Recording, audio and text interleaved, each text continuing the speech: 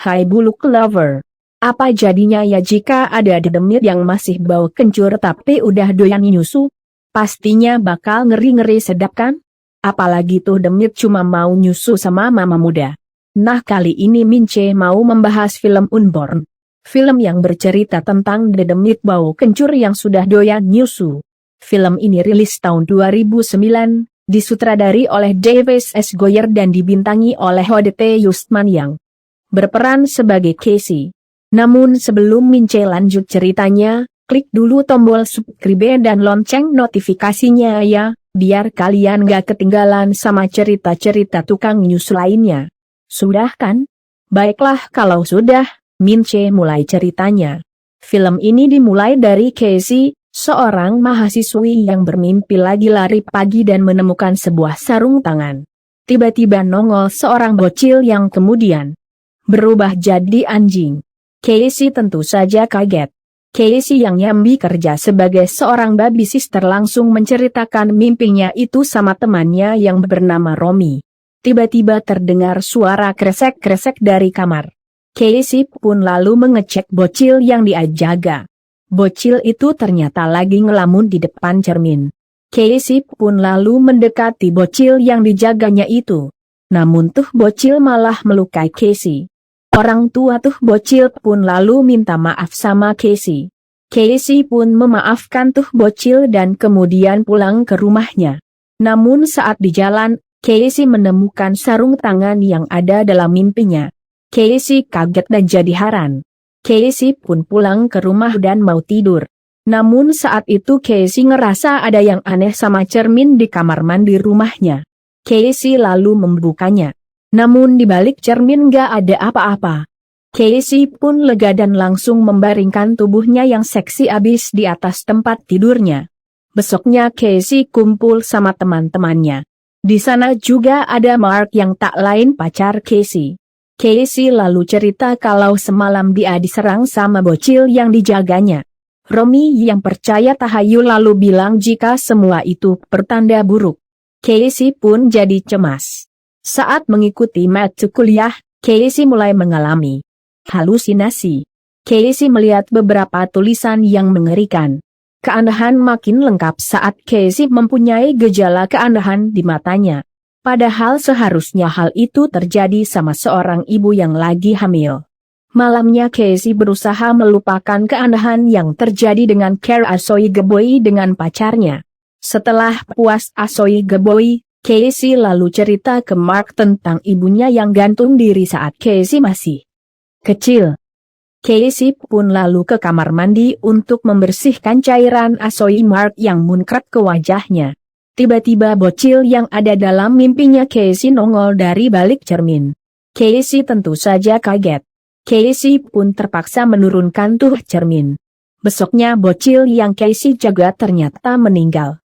Casey pun jadi shock. Sementara orang tua si bocil menangis bombay. Casey yang penasaran dengan semua kejadian yang dialaminya lalu pergi ke dokter yang memeriksa matanya. Dokter pun lalu bilang jika dia curiga bila Casey anak kembar. Casey pun jadi bingung dan langsung tanya sama ayahnya. Benar saja, Casey ternyata punya kembaran. Namun kembarannya itu meninggal saat masih bayi karena kelilit sama tali pusar. Nama saudara kembarnya Casey adalah Jumbi. Casey pun lalu membuka kembali barang-barang peninggalan ibunya. Saat itu Casey menemukan foto ibunya lagi bersama seorang bocil. Casey pun jadi penasaran. Besoknya Casey ditemani Romy lalu pergi menemui seorang nenek bernama Sophie. Si nenek malah jadi shock melihat foto yang diberikan Casey. Si nenek pun lalu mengusir Casey dari rumahnya. Casey dan Romy pun jadi heran dan curiga jika tuh nenek-nenek menyimpan suatu rahasia. Malamnya Casey meminta bantuan Mark untuk memutar rekaman video yang juga peninggalan ibunya. Casey jadi sedih karena rekaman itu ternyata rekaman saat ibunya gantung diri. Casey pun jadi makin curiga ada yang aneh. Mark pun jadi prihatin dan kemudian menghibur Casey dengan cara mengajaknya dugem. Namun saat Casey lagi asik dugem, Casey tiba-tiba melihat lagi bocil yang ada di dalam mimpinya. Casey pun kaget dan langsung ke kamar mandi buat menenangkan pikirannya. Namun saat di kamar mandi Casey malah kembali berhalusinasi. Casey tiba-tiba melihat ibunya. Untungnya Romy dan Mark datang menyelamatkan Casey. Besoknya Casey kembali cerita ke Romy soal keanehan yang masih terus terjadi terhadap dirinya. Romy menyarankan Casey menaruh gunting di bawah bantal agar tuh bocah demit nggak nongol lagi. Casey pun lalu ambil gunting dan menaruhnya di bawah bantal dan langsung babau. Namun tuh bocil tiba-tiba nongol dari balik selimut, membuka baju Casey dan langsung menggerakkan tangannya di atas perut Casey. Puncaknya tangan tuh bocil mau merobek perutnya Casey. Casey pun teriak kesakitan dan langsung terjaga dari tidurnya.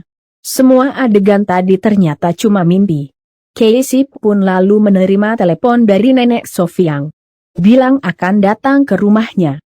Nek Sophie pun akhirnya kasih tahu Casey kalau dia adalah neneknya Casey dan menyimpan rahasia besar. Casey pun makin penasaran. Nek Sophie lalu cerita soal masa lalunya saat masih jadi bocil.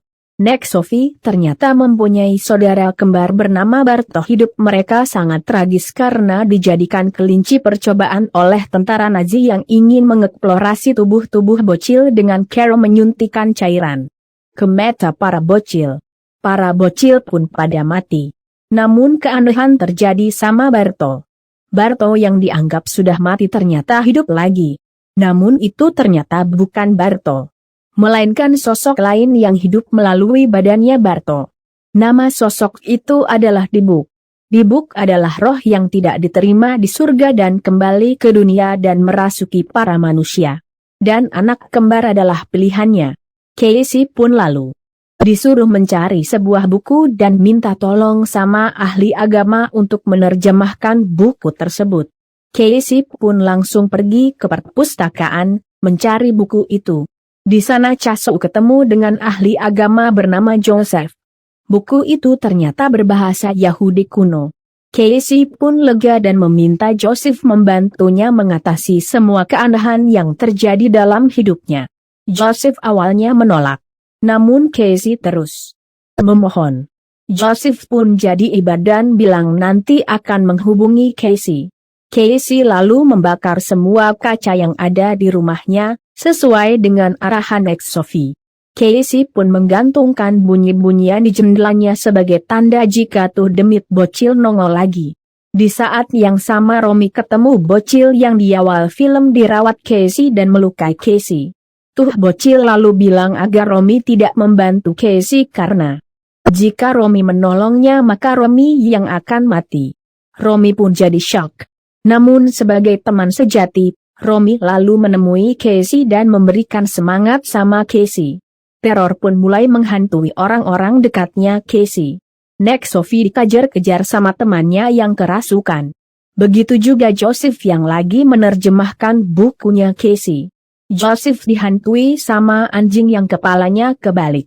Namun Joseph mengucapkan sesuatu yang membuat Tuhan Jin akhirnya pergi.